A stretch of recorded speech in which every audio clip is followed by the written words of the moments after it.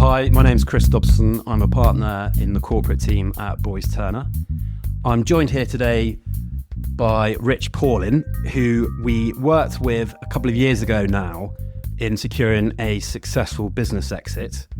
Rich has very kindly recently put together a case study which set out his experience of the process in general, but with a particular focus on the early stage DD process that comes with any business sale and the importance of getting ahead of the game in getting your ducks in a row and working through that early stage. So Rich and I are going to follow up his case study today by having a discussion in a little bit more detail about the process and his experiences generally. So Rich, thanks very much for joining me. Thank you. If you will, could you perhaps set the scene of the task that was assigned to you in terms of delivering an exit for your shareholders? Yes, of course. The business was a 20-year-old information business that sold mapping and geodata. It was successful in a way, low profit year after year, always grew, did okay. But we got to a position where the chairman approached me following a failed sale of the business and really wanted me to look at why the business hadn't sold. They considered it to be a highly valuable business and were shocked that they weren't able to sell it. So all of the shareholders had got to a certain stage in their lives where they wanted to call time on their investment in this firm, and the majority shareholders decided that they wanted a third party to look at the business and come up with a plan to turn it around and to provide some value for them in creating an exit. And that was a 4-year project. It was originally a 3-year project, but COVID came along in the middle, if you remember. So that made it a 4-year project. And I can go through later all the factors that we addressed in order to create value. Yeah, it was an interesting one for me as well, because typically if we're acting for an SME, 9 times out of 10, our main clients are going to be the founders, the business owners themselves, which creates an interesting dynamic and a strain on their ability to run the process alongside continuing to keep the lights on within the business. And that's not to say that wasn't, of course, an ongoing job that you had to manage yourself as well, but it was an interesting one for us, I think, in terms of your position and so much that you weren't a shareholder per se, but your position was really interesting because, of course, the shareholders had placed a lot of trust in your ability to get the deal across the line. Yes, and perhaps not so emotionally invested as other customers of yours, where perhaps they have a lot of family involvement as well. This was a little more third party, and with some experience around consulting, I was able to come in and put together a plan that was able to take out some of the interpersonal emotion. And part of our working with yourselves at Boyes Turner and our corporate advisors at Buzzercott was how we dealt with the emotional and interpersonal challenges as well as the business challenges to make the sale a successful one. Yeah, absolutely. And I think that, again, it was really key here because you talk about the emotions. It's hard, I get, for any seller who has been the king of their own castle for decades, gets to the point where right at the end of their career, they are now being put in the position of, to an extent, being told what to do by a buyer and being in the hands of advisors who don't have potentially the shared experience of what they've gone through for many years. And so for many sellers, it's quite hard sometimes, as you say, quite rightly, to differentiate between the emotion of, but this is my business and I know what I'm doing, and I'm not having someone else who's only here at the 11th hour telling me that I need to do X, Y, and Z. And it's really hard for me to address points being put to me by a buyer who, again, doesn't know the business. In a way, it's also potentially comes across as kind of veiled criticism sometimes as to how they've been running their business. So that can be hard. So again, I think from your perspective, it was really valuable that you were effectively kind of a middleman in that process, right? Yeah, and I'd learned from a previous transaction where I bought a software business and our vendor was exactly that character. Yeah.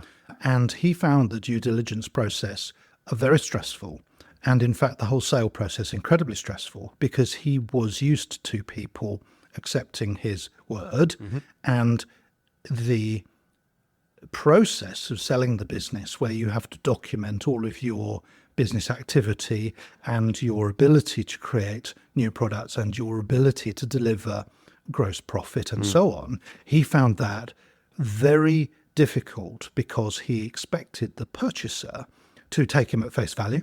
And as a result, he was completely unprepared for the due diligence process to be as exacting as it was. So in going into this process with this particular sale, I was determined that we would make sure that we documented the business such that we could provide our purchaser a greater level of clarity around the business and not be having to rely on, well, you've got to take me at my word. Yeah. Because the reality is that the solicitors and the advisors on the other side of the fence are going to turn around and go, no, we're not taking him as his word.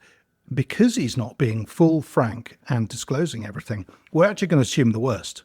So if you're a business person that goes into a sale of your baby that you've grown for 20 years and you think you can go through the process without you having to subdue that personal behaviour, you're going to come a cropper.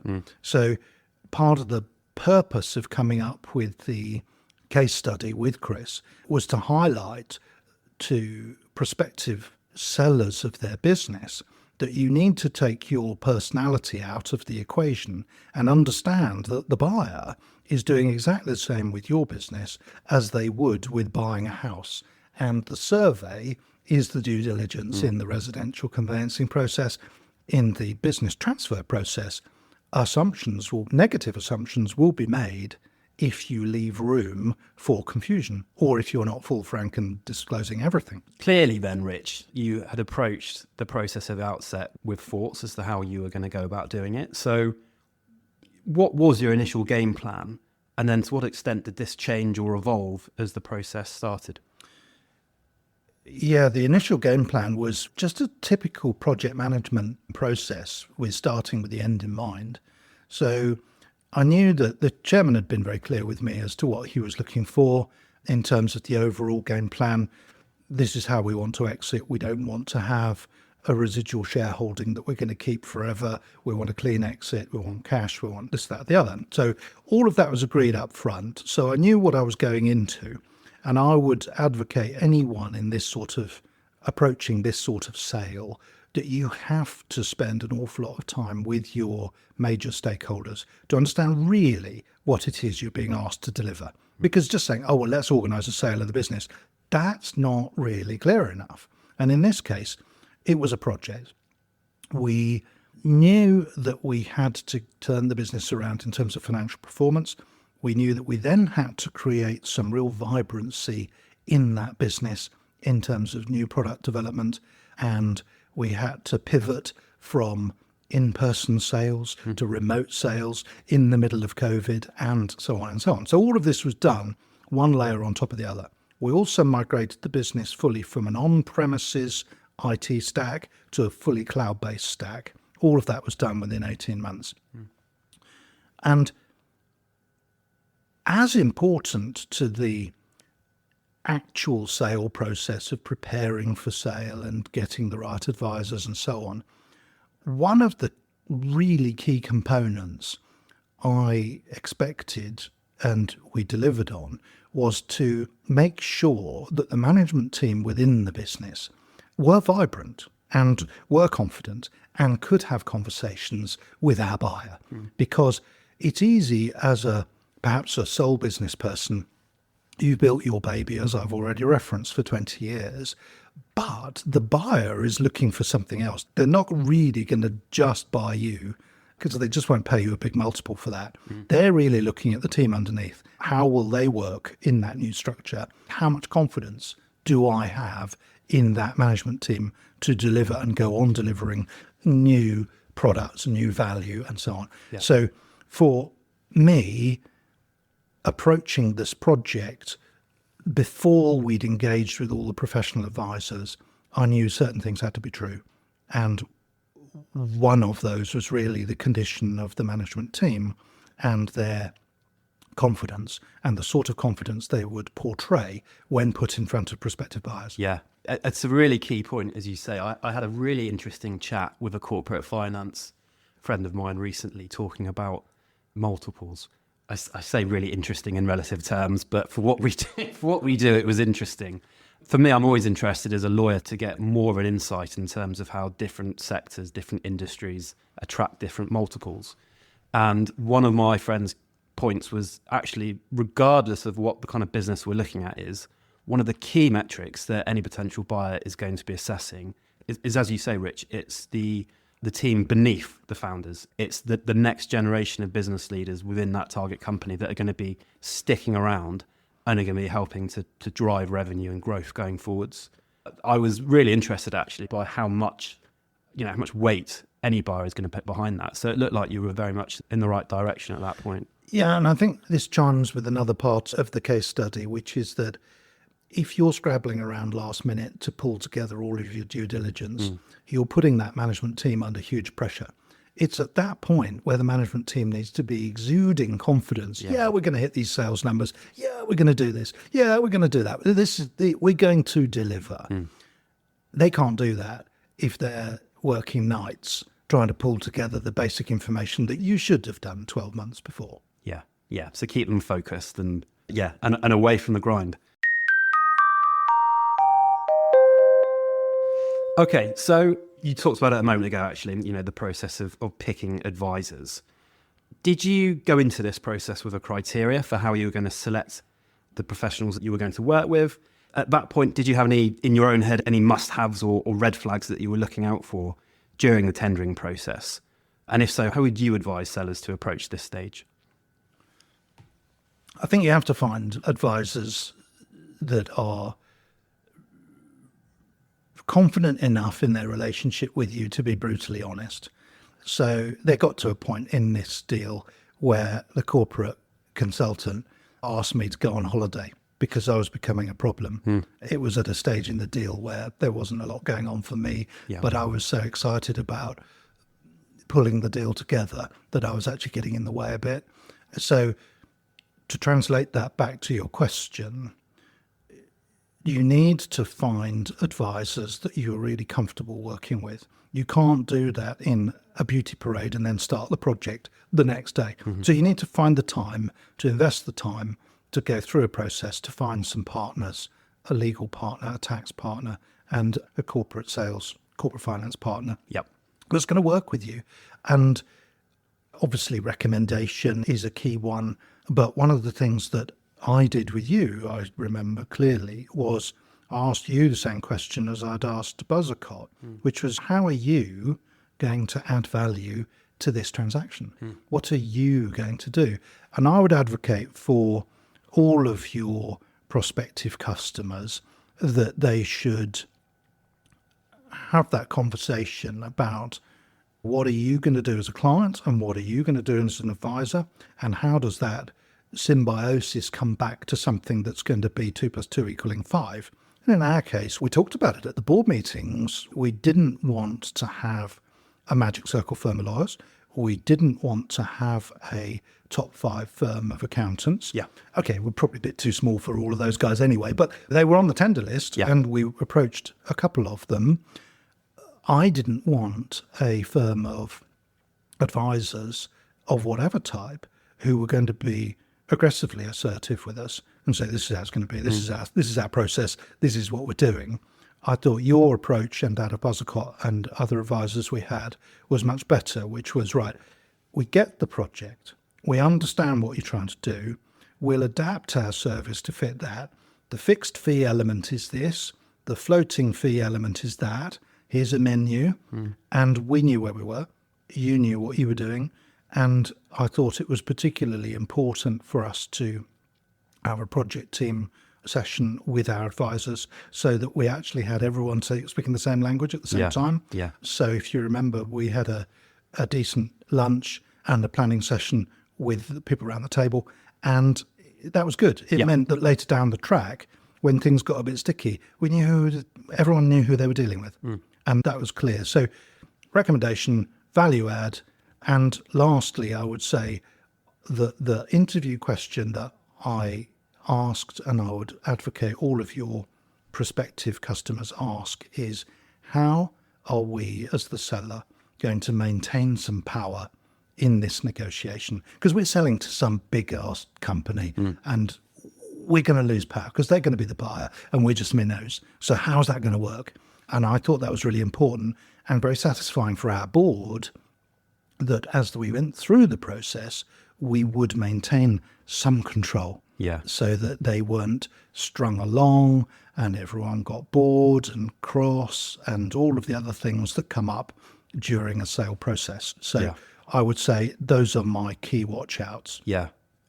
From my perspective as well, I always talk to prospective clients about the importance of just feeling that you gel with your advisor. It's a spoiler alert, but as we know, you're spending more time with your advisors as a client than you are your own family towards the end of the process. So above all else, I think as a client, you are quite right to make the assumption that any advisor that you approach knows what they're doing. As a basic point of hygiene, they know the law. If they're a corporate finance advisor, they know what they're doing in that regards. So the differential for me has got to be, as a client, you're asking yourself a pretty basic question of, to what extent can I imagine myself I'm receiving a phone call from my advisor late night. To what extent am I wincing at the prospect of having to speak to this person? Or actually, is it someone that's able to deliver the advice that anyone worth their salt should be able to do, but in a way which is palatable? And as you say, it's very much in line with how you as the client want the transaction to be approached in terms of tone, etc. I think one thing that lots of sellers forget or get caught out with is, who is it that the lawyers are advising? Is it the individual, the majority shareholder, the company? Yeah. And it isn't always the same thing. And there can be some conflicts of interest in there at a personal level. Mm-hmm. In our case, we sorted it out up front and we worked out that actually your firm could advise the shareholder group and the company because it was essentially the same. That isn't always the case. If you've got external investment, you may well have the unfortunate position of having to have one firm for one part of the shareholding and another firm for the company and so on. You need to get that sorted out. Yeah. Yeah, you do. The dynamics are always interesting, actually, on a deal-by-deal basis. We are on the other side of the table sometimes with, mega international law firms versus other deals where you're much smaller advisors. So another key thing for me as well, if you're a business owner looking for an exit, is to have a think about, and you referenced it a moment ago where you did look at much larger firms, but there's going to be the right size firm or the right profile of advisor for your particular transaction. I would advocate, if you're selling in a kind of a sub £25 million space, you probably don't need to be approaching an international law firm. I think you can get the level of service from firms outside of London, for example. That's not to belittle bigger firms because they can do it, but certainly have a think about your transaction and making sure that the advisors that you've got are going to really prioritise your transaction and treat it as a high priority bit of work for them, as opposed to something that might be kicked down the line because there's other bigger fish in play at the moment. Yeah, and I think the individuals involved, you have to be a bit careful because the bigger the firm, the more politics plays within the firm. So I deliberately chose away from magic circle type legal representation because I actually wanted a partner to deal with it, not someone who wanted to impress a partner. I wanted the partner to be representing us and maximising it for us rather than improving their career. Yeah. And it's quite important that you understand that those factors do play even in your specific transaction. Yeah, absolutely.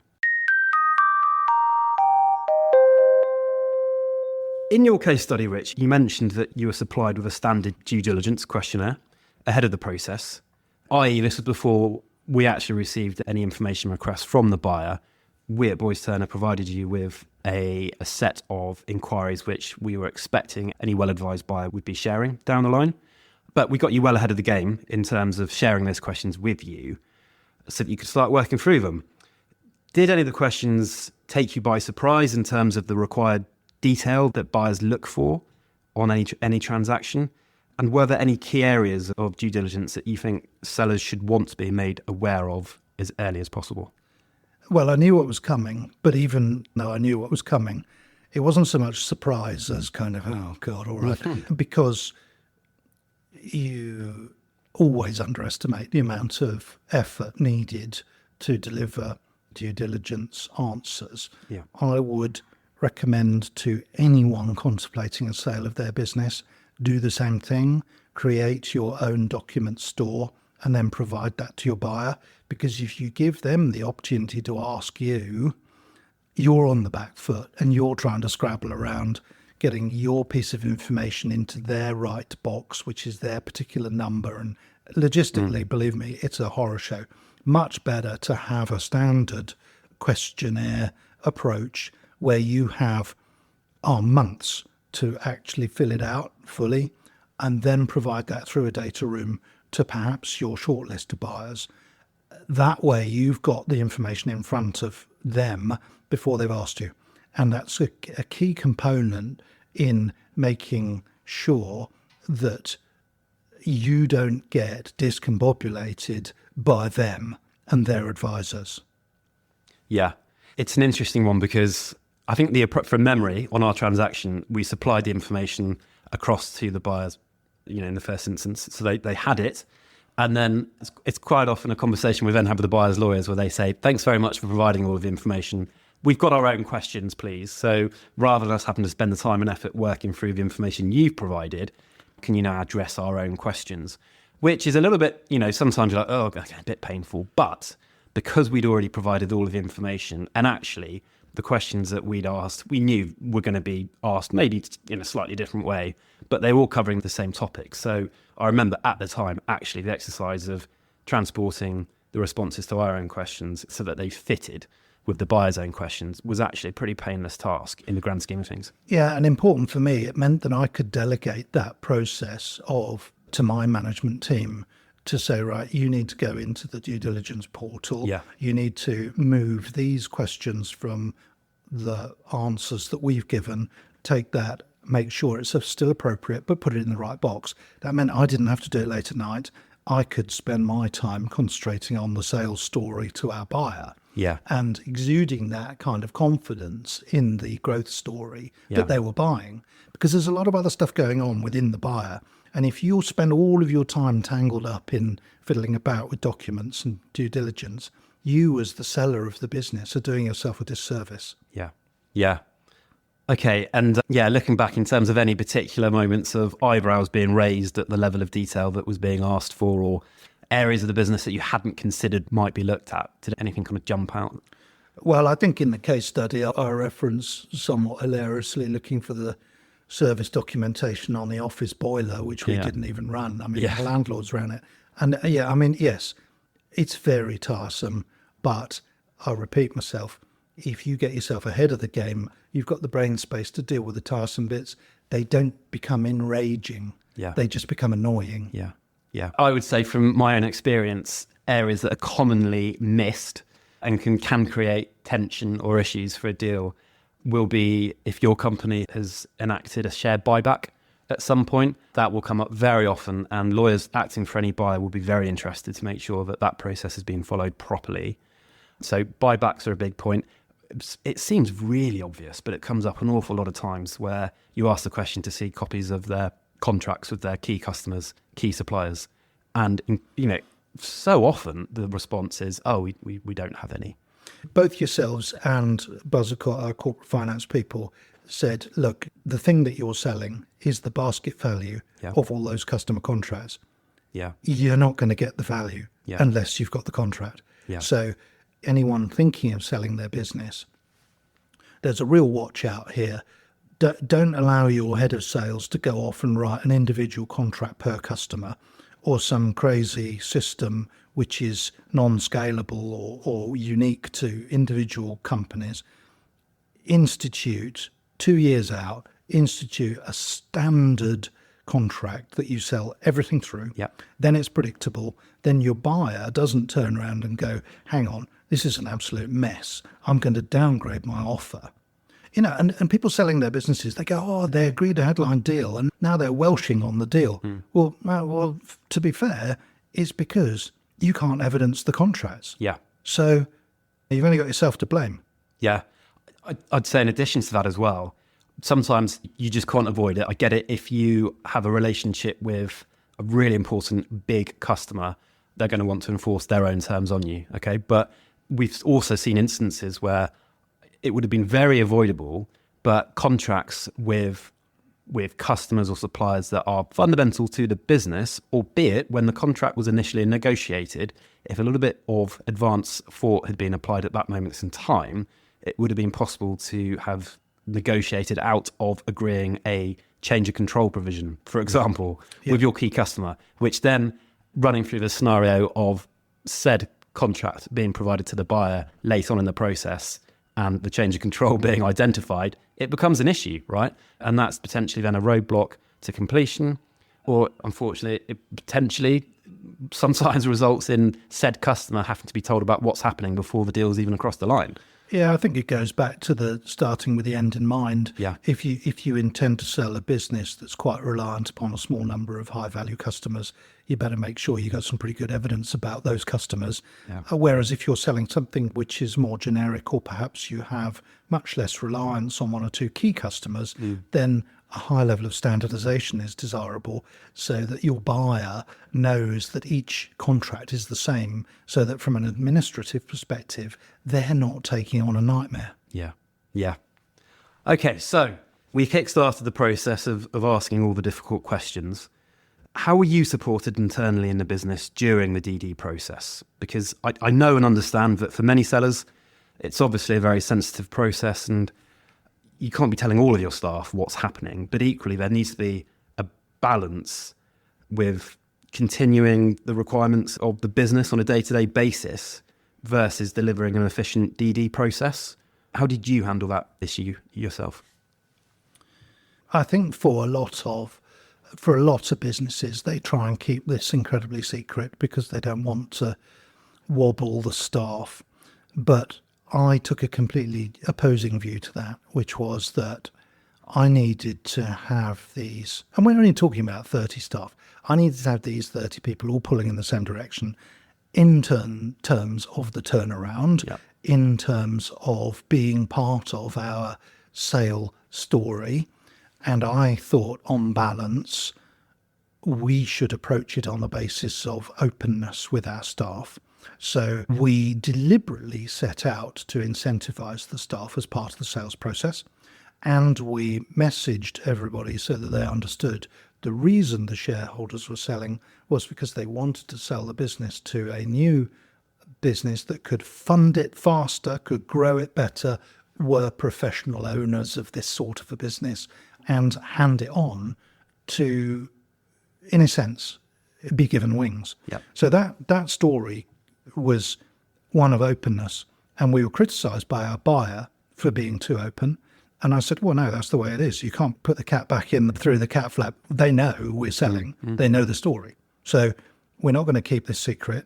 Obviously, price and who gets what and all the rest of it, all that secret, of course. But the fact and to whom was something that we openly talked about. If you can trust your staff or trust your managers, do.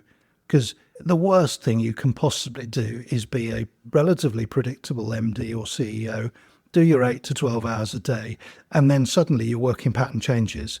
You've aged 5 years, you're working till 12 o'clock at night, and suddenly your staff think, oh God, are we in trouble? Yeah.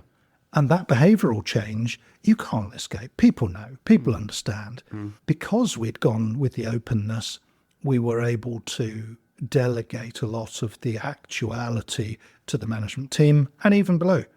And it meant that when our buyer came to visit us, I could introduce them to everyone and they could be happy that they were. And this, I think, is quite an important thing. If your buyer is nervous about spending all this money to acquire you, they need satisfying that they're making the right decision here. And the more you can help them be comfortable with their decision, the more they're going to push it to their investment committee, the more this is going to happen. So I felt it was really important to be open. That meant my staff could engage with our buyer, and I thought it was all part of our story. And we're going back to our earlier point about you're telling a good story about what's going to happen with revenues post-completion. But buyers very often will highlight to the sellers their list of key staff, key individuals. And in certain examples, the buyer will seek reassurance that those individuals are locked in post-completion. And actually, it becomes a condition to completion in some cases, whereby we see actually a requirement to completion is that the buyer wants those individuals to invest in them going forwards as part of the process, that they want to see some skin in the game from these individuals.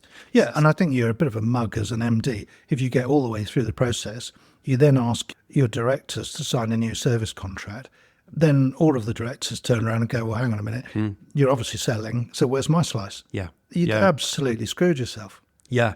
So a bit of forward planning in terms of an acceptance that if you think they're a star, your buyer's almost certainly going to think they're a star as well. So tackle that early if on. you can. Yeah. I think for bigger businesses, it's not always possible, even if it's desirable. Yeah.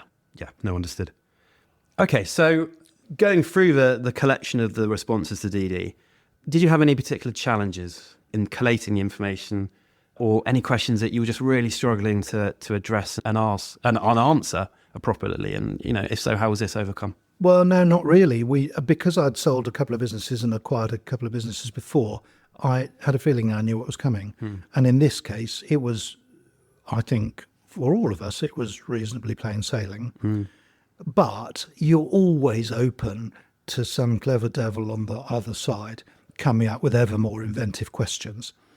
What you have to do is keep your brain together at that point and answer them as best you can without getting caught into some horrific minefield of your own making. And I think that's where preparation in advance, it gives you the brain space to work with your advisors to say, well, actually, hang on a minute, let's not answer that due diligence question in the way it's been posed, because I don't want to go down that route. Yeah. Or we're going to answer it this way. Yeah. And that's going to be satisfactory. I always think good advice to any seller is taking a building metaphor, maybe, measure twice, cut once. I've seen plenty of instances where we're looking at pretty substandard DD responses. And that actually, if you were to put that in front of the person that's put together that response, you could challenge them on that and say, is that really the best that you can give us in terms of a response? And actually, you're not really helping yourselves. You're not helping the process. If, as far as possible, as a seller, you need to be providing your best effort in terms of initial responses to the buyer's questions, because they're not going to go away. And if you just give a pretty poor average response, it's not closing off the point, and it's just going to lead to further work and more pain down the line. Yeah, and what I think most vendors fail to remember is that asking questions is cheap. Answering them is very expensive. Yeah, indeed. Okay, so moving on from DD slightly, but again, your case study, it talks about your experience of previous transactions with the macho 20-hour days experienced at the end of the process. Did you find that there was a correlation between the early management of the DD process and hopefully creating an environment where we were able to avoid such painful long hours at the end of the process? Or maybe it was still painful. What was your overriding experience, would you say? I would say that we avoided a lot of pain by being organised up front. But because we'd got ourselves organised, we gave space for other things to happen during the deal. And we, as you remember, got caught up in some shareholder approval processes which were horrible. But we would never have been able to resolve those so successfully and still hold the transaction to a certain set of dates. We just never would have hit the dates if we hadn't got ourselves ahead of the game. Because you're always going to have problems at the 11th hour, always. And you can't avoid that. What you can do is you can make space for the inevitable problems to be dealt with. Yeah. A kind of an overriding memory I had from the transaction is that you were very good, Rich, at moments of being clear about the fact that, look, I've got I'm all yours, but actually this evening I've got a commitment at home. I'm not going to encroach on that. So let's make the most out of the working day that we've got. Do you know what I mean? You were still very, very, very clear that, look, this is the day job. I'm still going to make sure that I've got time. We know that you corporate lawyers like to sleep during the day and only work at night. So for most business people, that just doesn't work. Yeah. No, fair enough. All right. So probably my final question, Rich, is looking back to what we discussed earlier on, and it's quite a wide one, I guess, but having now gone through your most recent sale process, what are the lessons that you've learned? If you were to do it again, are there any key points that jump out at you in to cover areas where you'd think, I'd do that slightly differently, whether that might be your criteria for selecting your advisors, or it might be your game plan during the process and how you reacted? Does anything jump out at you in terms of things you do differently? I think just the importance of taking your time, particularly if you are a majority person or shareholder in a situation like this. Perhaps you are the main business manager and shareholder. Give yourself time. Find a set of professional advisors that will respect your time. Take your time to recruit the right ones. Avoid those who are so full of their own bravado that they want to refer you on to other teams to do this and that and the other, when perhaps it's a very arcane argument. Yeah. So go back to choose good advisors who you feel satisfied can work together. Don't appoint them separately, because it's too easy for things to fall between two stools, and you're the person with it all on the line. It's your money. You're about to be made, one hopes, very wealthy with your sale. It's been your baby. You care about it. You don't want to have lawyers and accountants and so on just messing it up for you because they're trying to persuade you to fit their specific hobby horse, or they're try and win some tiny legal point of principle. You guys never did that, and it was great. We had a much more pragmatic relationship, which was, here's our objective. These are the things that are going to happen. We're at this stage in the deal. We could do this. We could do that. We could do this. Your best advice is to do that. And we navigated through it and negotiated a good outcome.